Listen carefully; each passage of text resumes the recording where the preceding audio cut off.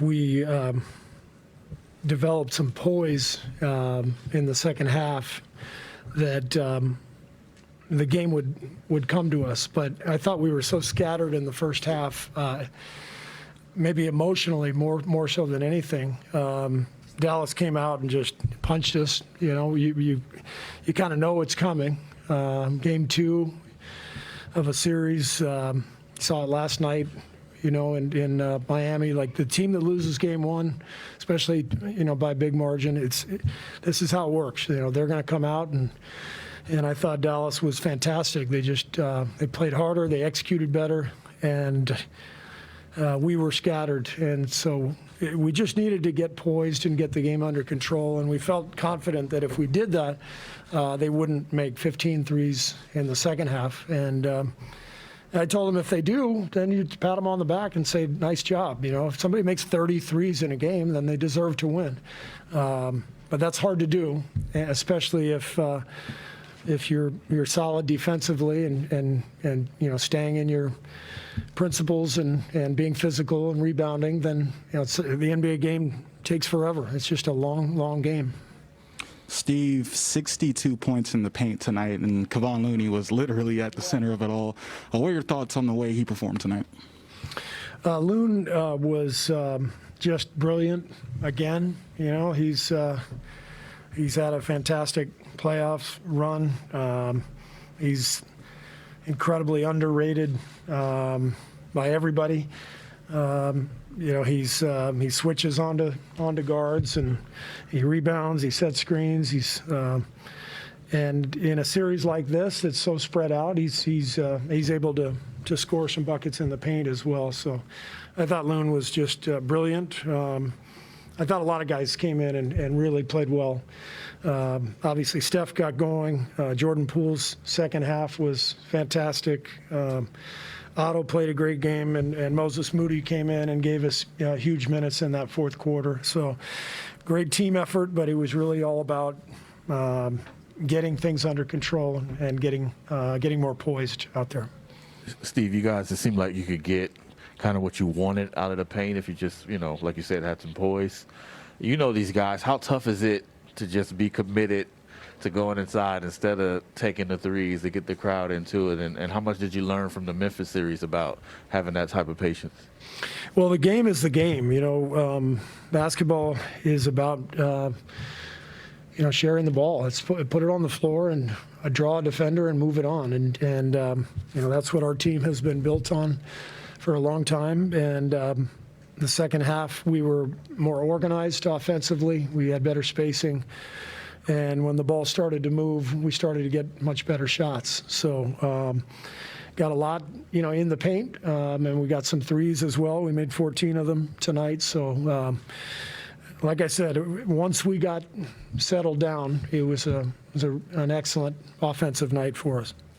With everything that, over here on this side, with everything that Looney's been through in his entire career, you know, playing, and then he played all 82 games this season, what's it mean, or what's it like to see him have a career best performance tonight in a game when you guys really needed him with Draymond Green running into foul trouble?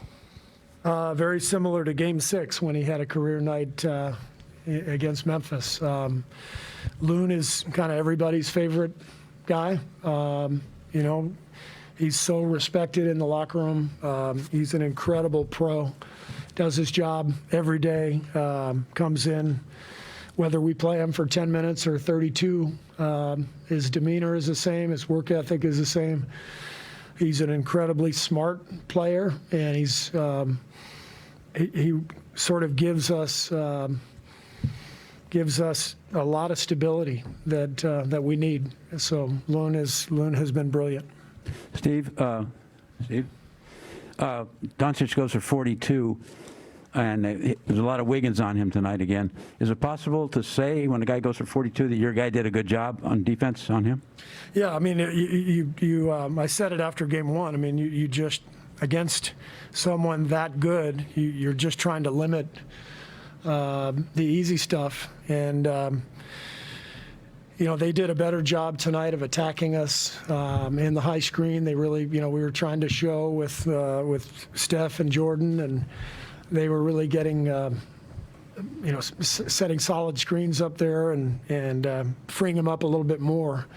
So it was a difficult cover, but Wiggs is staying, really determined and trying to stay with him as best he can. But obviously, Doncic is an amazing player, so it's a tough job. Steve, getting back to Kevon, your guy's extended run goes back 8 years or so, and he didn't come in at the very start, somewhere in the middle there. How has his development allowed you to, how important has his development been to extending this window and having him join in with, the Draymonds and the Stephs and the Clays? It's been massive. Our team has changed quite a bit since 3 years ago. We lost a lot of talent, a lot of veterans. So we needed Loon's leadership. We needed his size and strength inside. We needed his knowledge, his wisdom. And I think, people may forget, but Loon was a big part of a couple of those championships. The last two, he played a lot of minutes. We trusted him to switch and guard James Harden, and when we played Houston in the series, in those series, and so he's always been a guy we could trust in the playoffs. And to have him now, I don't know where we'd be without him, frankly, because he's just a huge part of our team. Hey, Steve. Earlier in Looney's career, when he dealt with some struggles and some injuries, did you see at that time his potential and that he could potentially turn into the player that he's turned into now? Talking about Kevon? Yeah. When he was injured his first couple of years of his career? Mm-hmm. No. Didn't see it because he wasn't out there. He had 2 hip surgeries, and we didn't know what we had. And then that third year when we didn't pick up his option because we hadn't really seen him play, and then his third year he has a great year, and it's like, we might lose this guy. And fortunately we got him back, and he's just gotten better and better. Steve, back here. Luka and Steph, as great as they were tonight, the stars, how much, you mentioned Poole, and it seemed like that second unit, Poole, Porter, really didn't turn the game maybe, but kind of tilted it a bit in your favor.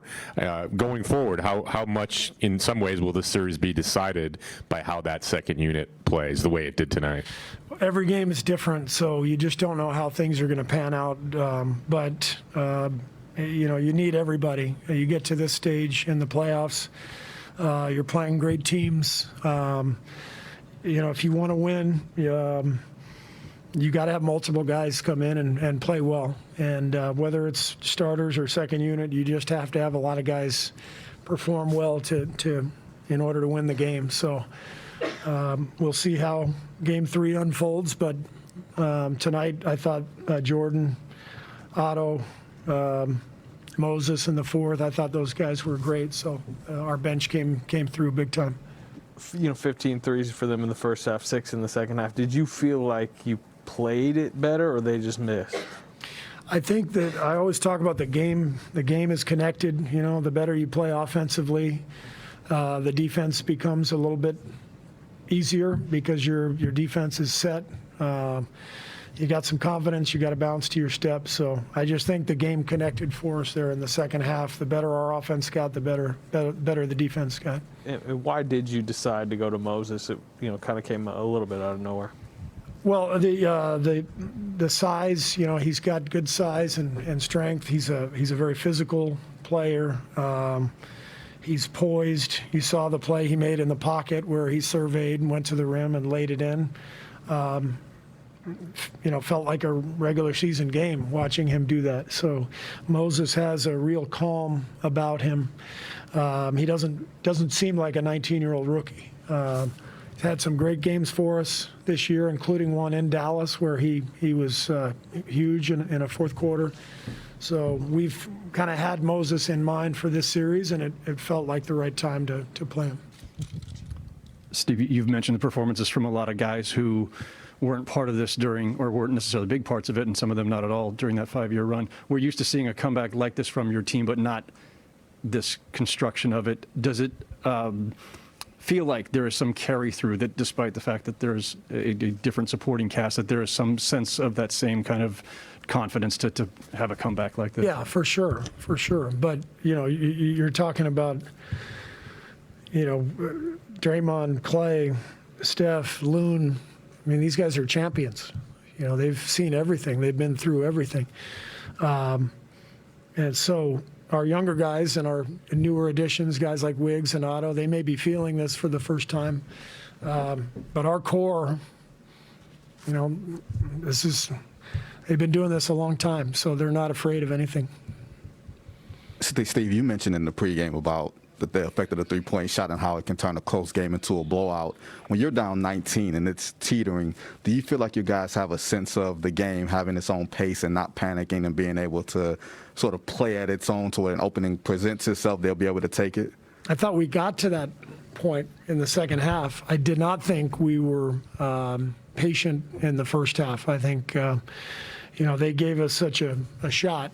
They came out and were physical and aggressive and knocked us on our heels, and I thought we were, again, kind of a little chaotic, a little scattered. So hopefully this is a game that we can, kind of put in our back pocket and remember, because there's a good chance, we're going to be in this situation again, whether it's in Dallas or, later on in the series, whenever. This is a team that is explosive, and you're dealing with one of the great players in the game who can create for himself and others. It's going to be a hard series, so we need to learn from this. Coach, we've talked about the role players, but Steph Curry had 10 points in the fourth quarter, really took over towards the end there. When you have Luka Doncic on the other side, knowing that he can go off at any time, bring his team back, how nice is it having a superstar of your own, knowing that he can do what he did in the fourth quarter? Well, there's a reason that our team has won championships, and we got players who are stars and players who are fearless and capable of playing and performing under pressure. So, Steph, Clay, Draymond, Loon. I mean, again, they've done this, and but Steph in particular, the guy's one of the great players of all time. So this is what the greats do. Steve, kind of building off of that, your teams have now won 12 playoff games when trailing by at least 15 points. No other team since 2015 has won more than 6 of those types of games. Like, what specifically do you attribute to that? I mean, if you had to pinpoint something. Just exactly what I said. The core group.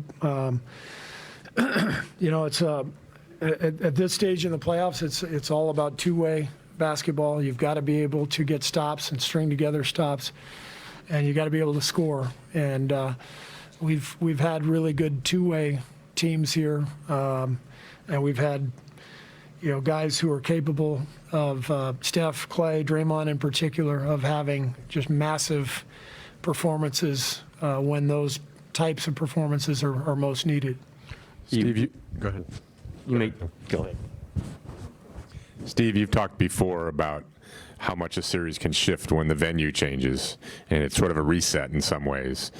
Given that, and given what you've said about how dangerous, obviously, the Mavericks are, how wary are you? How, as much as well as you guys played these 2 games, how much does it start over in some ways when you go to Dallas? Well, we just witnessed, the last couple weeks what Dallas is capable of. They were down 2-0 to Phoenix and came back and won in 7. So we know what they're about.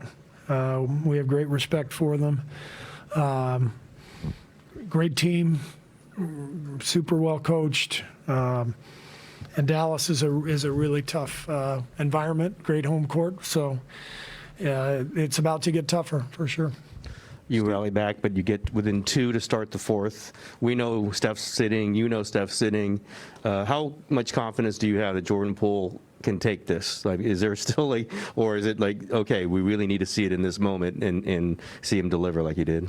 I've got huge confidence in Jordan, and we've seen him do this, with allowing Steph to rest and still give us that offensive punch that we need, that shot creation. Jordan's really filled a role that has been tough to fill for us over the years. The Steph minutes when he sits traditionally have been really, really difficult for us. So Jordan has given us a different dynamic and really important one. Steve, you talked about how you expect Dallas to pick it up when they go back home, but how would you grade your team as a road team so far and in the playoffs? And I don't know if you even started thinking about what you got to do in Dallas. Yeah, well, we've won road games, in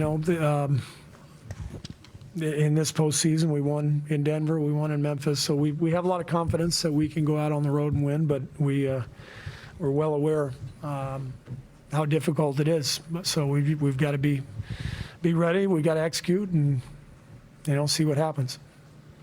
Steph said he throws crazy passes. That's what he does. But aside from the few he had tonight, what do you think of his decision making and how he attacked, and when he chose to take over the game? Yeah, I thought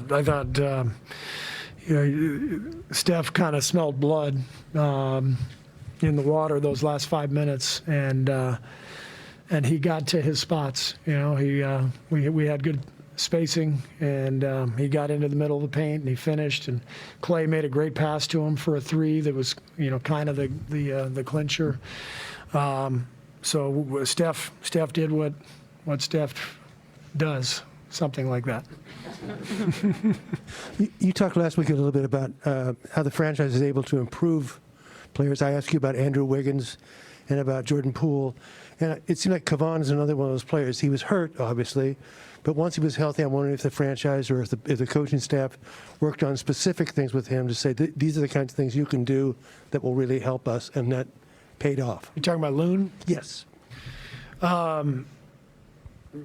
Again, Loon was really good for us, 3, 4, 5 years ago.